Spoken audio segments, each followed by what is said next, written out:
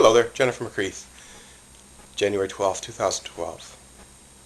It's not the 12th yet, it's actually January 11th, 2012. Just seeing if you're paying attention. Not that you're actually going to watch this live. Anyway, today, Xtra magazine or newspaper, online publication / whatever, had a panel discussion in Toronto, the so-called center of the universe, featuring a bunch of trans panelists with the purpose of discussing, I guess, etiquette and portrayal. A lot of media, their stories about trans people or trans issues are done in a way that it offends members of the trans community.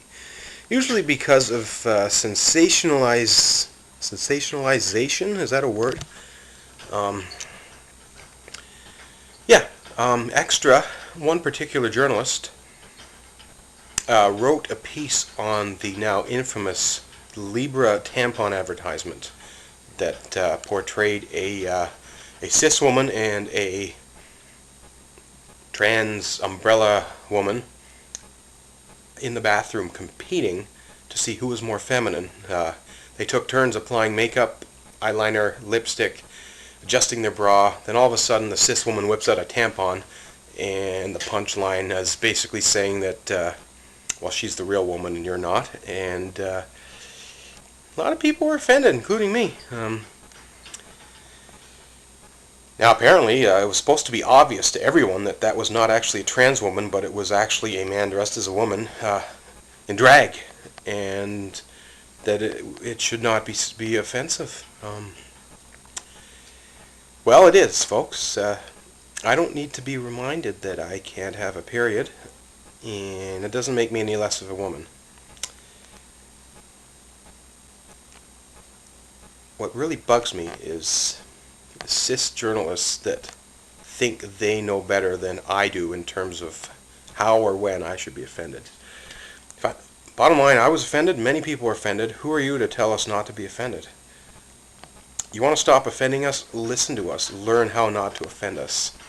That was kind of the idea behind this panel discussion, but basically what I heard was great comments from the trans panelists suggesting that stories involving or about trans people should follow the same journalistic standards of etiquette as per global best practice for any other story. I guess the kicker is that stories about a trans person don't necessarily have to be specifically trans stories. Jennifer McCreath runs Boston Marathon. That would be a nice headliner, but instead it would be trans person runs marathon. I saw another one. Somebody molested a niece. Pretty sad, sickening story, but it wasn't just the niece. They had to point out that the niece was trans. So what does that have to do with the story? That's basically what they were saying. Decency. Referring to someone by a former name. If it's not a story about who they were or what they did at the time. I'm Jennifer McCreath right now. If I do something amazing and you want to report it in the news, it doesn't really matter what my name used to be. Whether I'm trans or not is not the issue. Don't twist the story into something it's not for sensationalization. The Xtra people hosting it seem more interested in defending their bigotry and their position rather than being open-minded and actually listening to the panelists. Quite disappointed in you, Xtra, I gotta be honest. Susan Gapka made a great point. Strategic planning. Does Xtra see themselves as a gay-lesbian publication or as a LGBT publication? Nikki Ward jumped in and questioned, well, how many trans journalists have you employed? Now, past year, or ever?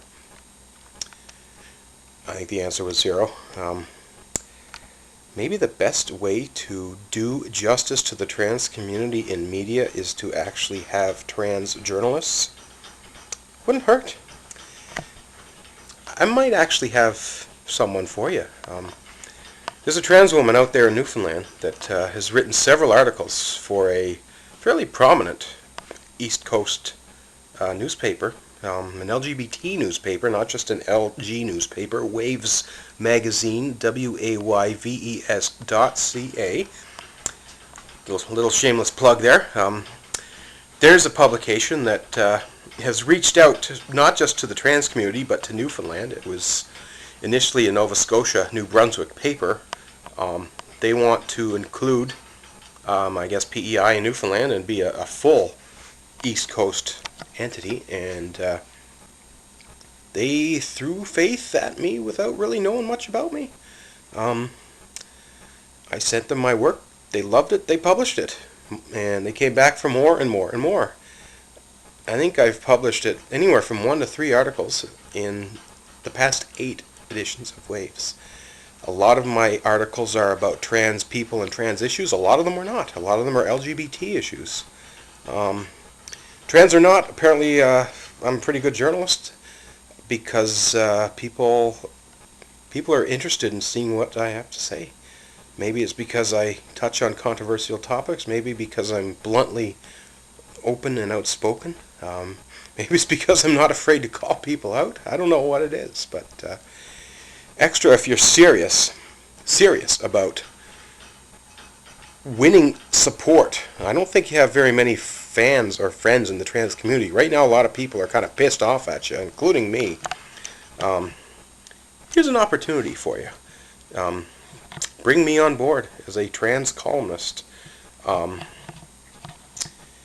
Heck, bring me on as a East Coast rep. I see you have Toronto, Ottawa, and Vancouver only on your site. Well, what about the rest of Canada? You want to be Canada's leader in LGBT news.